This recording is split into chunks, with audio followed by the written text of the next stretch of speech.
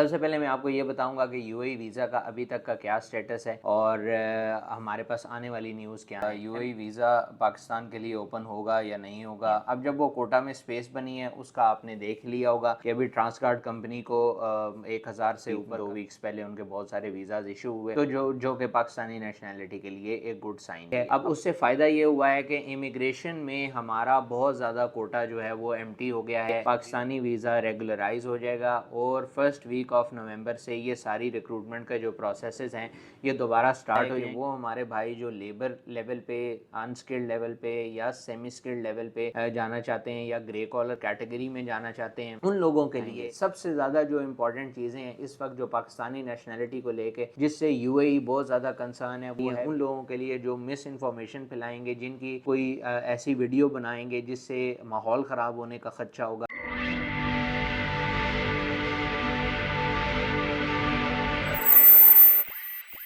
अस्सलाम वालेकुम। इस वक्त दो ही सवाल हैं जो सुनने को मिल रहे हैं। पहला ये कि यूएई वीज़ा पाकिस्तान के लिए ओपन होगा या नहीं होगा और एमनेस्टी स्कीम की एक्सटेंशन होगी या नहीं होगी। सबसे पहले आपको एमनेस्टी स्कीम के बारे में अपडेट कर दूं कि एमनेस्टी स्कीम क्या है, इसमें अभी तक की क्या अपडेट्स आ रही हैं और क्या ये एक्सटेंड होगी या नहीं होगी। पाकिस्तानी नेशनल्स ने चाहे वो फैमिलीज़ हैं, इंडिविजुअल्स हैं जो वहाँ पे ओवरस्टे पे थे या जिनके ओवरस्टे फाइन्स थे या जो अपने वीज़ा को टाइम पे रिन्यू नहीं करा सके, जो इरेगुलर या इलीगल रेजिडेंट्स बन चुके थे, उन्होंने बहुत बड़ी तादाद में इस एमनेस्टी स्कीम से फ़ायदा उठाया है और बहुत सारे लोग रेगुलराइज हुए हैं, जिसकी वजह से जो पाकिस्तान का कोटा है, जो इमिग्रेशन कोटा होता है, वो उसमें बहुत सारी स्पेस बनी है। अब जब वो कोटा में स्पेस बनी है उसका आपने देख लिया होगा कि अभी ट्रांसगार्ड कंपनी को 1000 से ऊपर का स्पेशल कोटा मिला है, जिसकी वजह से अभी 2 वीक्स पहले उनके बहुत सारे वीज़ाज इशू हुए, तो जो कि पाकिस्तानी नेशनैलिटी के लिए एक गुड साइन भी है। अब आ जाते हैं अपने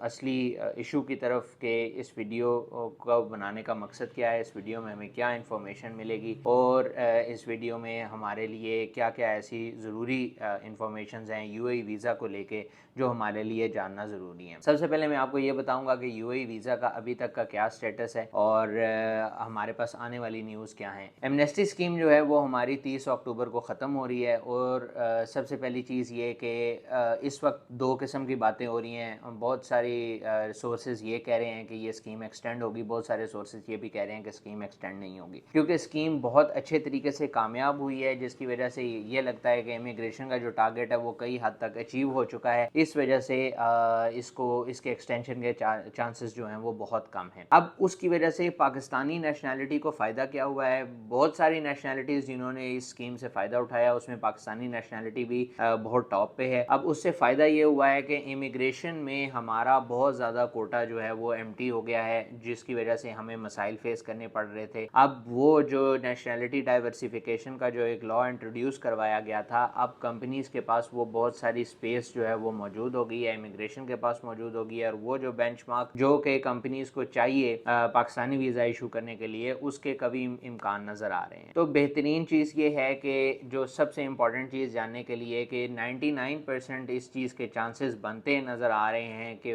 1 नवंबर से पाकिस्तानी वीज़ा रेगुलराइज हो जाएगा और फर्स्ट वीक ऑफ नवंबर से ये सारी रिक्रूटमेंट का जो प्रोसेसेस हैं ये दोबारा स्टार्ट हो जाएंगे, जिसके लिए कंपनीज़ जो हैं अपनी रिक्वेजिशन निकालने की तैयारियां कर रही हैं और पाकिस्तान में इंशाल्लाह ताला काम आ जाएगा। अब उसमें क्या होगा, कौन से लोग उसके लिए एलिजिबल होंगे, डिग्री चाहिए होगी, डिग्री नहीं चाहिए होगी, बैन सिटीज़ का क्या होगा। बेसिकली बैन सिटीज़ जो हैं वो एक अनऑफिशियल किस्म की रिस्ट्रिक्शन है जो कि उसी तरह सस्टेन करेगी। बैन सिटीज़ में 24 के करीब सिटीज़ हैं जिनको हम वीडियो में पहले भी बता चुके हैं, एक प्रॉपर उस पर वीडियो बना चुके हैं। अभी भी आपको उनकी एक लिस्ट पूरी दे देंगे, हमारी स्क्रीन पे आपको नज़र आ रही होगी। ये बैंड सिटीज़ हैं, इसके लोग ना इमिग्रेशन का वीज़ा जो कि फ्री जोन कंपनी या 3 साल का इमिग्रेशन वीज़ा होता है उसके लिए अप्लाई कर सकते हैं और ना ही विजिट वीज़ा के लिए अप्लाई कर सकते हैं और ना ही किसी लेबर कंपनी के लिए जिसको LLC कंपनी बोलते हैं। फिर आ जाते हैं डिग्री वाले लोगों पे और ब्लू कॉलर और ग्रे कॉलर पे। डिग्री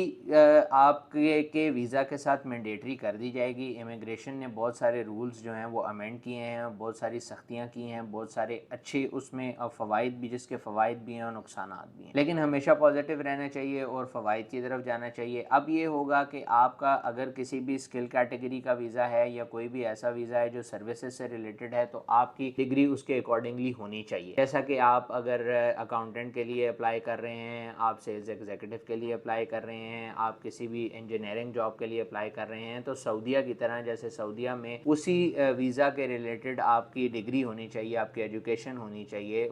इसी तरीके के साथ यूएई भी उन्हीं लॉज को इम्प्लीमेंट कर रहा है। अब आ जाते हैं उस पे जो सबसे ज़्यादा सवाल पूछा जाता है कि वो हमारे भाई जो लेबर लेवल पे, अनस्किल्ड लेवल पे या सेमी स्किल्ड लेवल पे जाना चाहते हैं या ग्रे कॉलर कैटेगरी में जाना चाहते हैं, उन लोगों के लिए क्या ऑप्शंस है। तो बेसिकली वो लोग जो ब्लू कॉलर जिसमें हमारी लेबर आ जाती है, टेक्नीशियंस आ जाते हैं, डिफरेंट सर्विसेज इंडस्ट्रीज के लोग जैसे हमारे क्लीनर्स हैं, मेसन्स हैं, उसके बाद हमारे गार्डनर्स हैं, हमारे टेक्नीशियंस हैं, हमारे electrician, plumbers, AC technician, HVAC technician, welders, जितनी भी ये कैटेगरीज हैं जो कि स्किल्ड सेमी स्किल्ड कैटेगरी में हैं, इनके लिए भी स्किल मैट्रिक्स होना बहुत ज़रूरी है। जैसे कि सऊदीया ने अपना एक तकामुल सिस्टम जो है वो स्किल वेरिफिकेशन प्रोग्राम शुरू किया है, तो सुनने में ये भी आ रहा है कि शायद इसी तरह का कोई स्किल वेरिफिकेशन प्रोग्राम या कोई डिग्री को ऐसे आपके जो स्किल डिप्लोमाज हैं उनको इस चीज़ के साथ एसोसिएट किया जाएगा। तो इसलिए मैं पहले भी बहुत सारी इस चीज़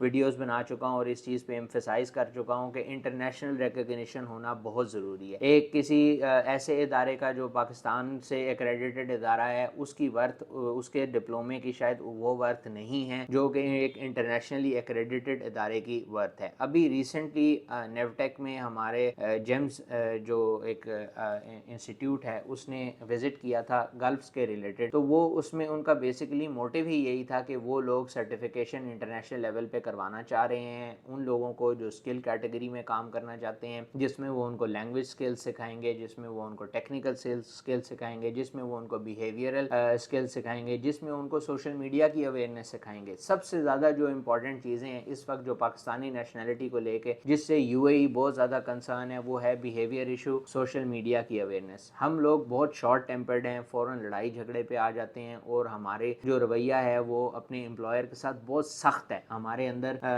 बर्दाश्त करने की कुव्वत नहीं है, हम किसी की बात सुनने को तैयार नहीं है, हम छोटी छोटी बात पे प्रोटेस्ट करने पे आ जाते हैं, हम छोटी छोटी बात पे बहुत सारे इशू क्रिएट करने के लिए मशहूर हैं। ज़रूरी नहीं है कि हम सब लोग वैसे ही होंगे, लेकिन ये यूएई के वो बेसिक कंसर्न्स हैं हमारे लिए। कोई भी मसला हो जाता है हम उस पर वीडियोस बना के गवर्नमेंट को कोसते हैं, जिस तरह हम यहाँ पाकिस्तान में अपनी गवर्नमेंट को कोसते हैं, लेकिन हमें ये सोचना चाहिए कि वो एक इंटरनेशनल कंट्री है जहाँ पे उनके अपने रूल्स एंड रेगुलेशंस हैं और वहाँ पे 180 से ज़्यादा नेशनैलिटीज़ हैं जो वहाँ रह रही हैं, लेकिन अनफॉर्चुनेटली जो मसाइल हमारे लिए हैं वो और किसी नेशनैलिटी के लिए भी नहीं है। तो ये एक बहुत सिंपल रूल है कि आप इवन घर में भी रह रहे हैं तो घर में वो बच्चा जो सबसे ज़्यादा तंग करता है उसको माँ बाप थोड़ा सा अलहदा कर देते हैं बाकी लोगों से, क्योंकि वो फिर बाकी घर का भी माहौल ख़राब करता है। तो ये एक परफेक्ट एग्जांपल है इस वक्त पाकिस्तानियों की जो यूएई में हो रहा है। तो इसलिए अपने आप को स्किल करें, अपनी सोशल मीडिया अवेयरनेस ज़रूर अपने जहन में रखें कि कौन सा काम आप कर सकते हैं, कौन सा काम आप नहीं कर सकते, क्योंकि बहुत संगीन सज़ाएँ उसके लिए होने वाली हैं, बहुत सारी सख्तियाँ होने वाली हैं उन लोगों के लिए जो मिस इन्फॉर्मेशन फैलाएंगे, जिनकी कोई ऐसी वीडियो बनाएंगे जिससे माहौल ख़राब होने का ख़दशा होगा या जिसमें वो मुल्क को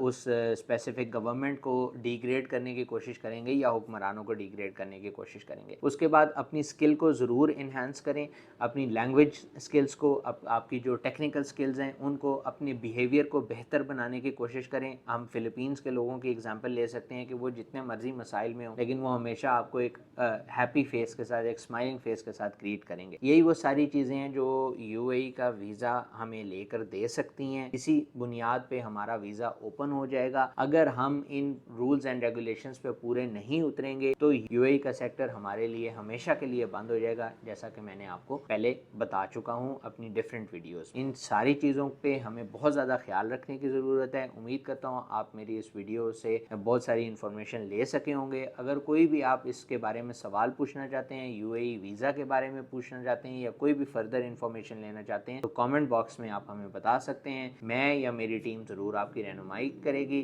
हमारे चैनल को लाइक और सब्सक्राइब करना मत भूलिएगा ताकि हमारी हर वीडियो से आप अपडेटेड रहें। Thank you so much. Allah हाफ़िज़।